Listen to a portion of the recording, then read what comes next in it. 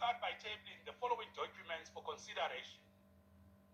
The medium-term budget policy statement 2023, the adjusted estimates of provincial revenue and expenditure 2023, the adjusted estimates of capital expenditure 2023, and of course, I will also hand over the copy of the speech.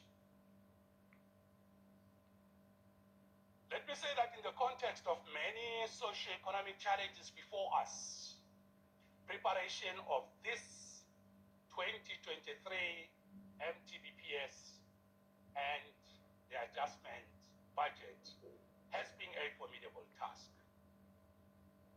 In other words, it was not easy to put this one together. This is because, Madam Speaker, we presented the 2023 Gauteng MTBPS in a global and domestic macroeconomic environment that has been correctly summed up by the Honorable Minister of Finance, Mr. Enoch Godongwana. When tabling the national MTBPS to Parliament earlier this month, the Minister of Finance told us that the economic outlook for 2023 has worsened, mainly due to, amongst other things, the damaging impact of intense load shedding, persistent domestic logistical constraints, lower commodity prices, and subdued global demand. The weaker growth outlook for China, South Africa's largest trading partner, the lower commodity prices, and the risk that the US interest rates will remain higher for longer means the global economic environment is less supportive of South Africa's growth prospects. As a result, gross domestic product is projected to slow from 1.9% in 2022 to 0.8% in 2023. The minister summed up the elevated risks to the fiscus when he said, open quote, our public finances are significantly weaker, close quote. Honorable members, without any shade of doubt, this paints a gloomy picture for our fiscus.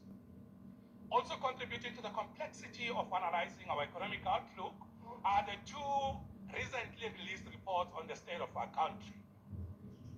The very first being the economic cost of crime, means safety first, the economic cost of crime in South Africa. This is a report that came from the World Bank and stated that crime is currently costing the country more than 10% of its GDP per year. The second report was issued by Harvard University with the title, Growth Through Inclusion in South Africa.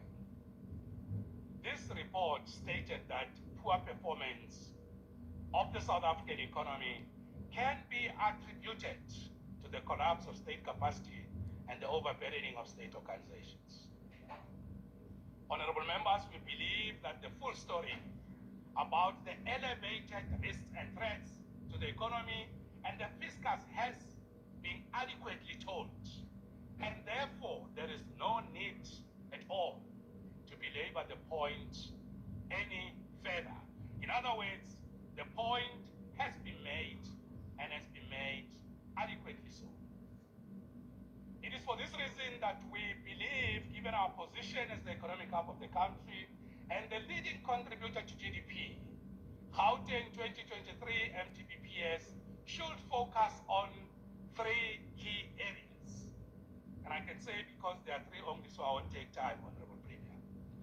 The very first one, we want to look at the growth trajectory of the Gauteng economy based on Growing Gauteng Together 2030 and the elevated priorities. In other words, we'd like to tell the growth story of our province. Secondly, we would like to look at the revenue growth of the Gauteng provincial government to build sustainable fiscus as we are directed by the Public Finance Management Act. And very lastly, we will then share with you, honorable members, the actual figures, the rents and cents of the adjustments to the current budget that we tabled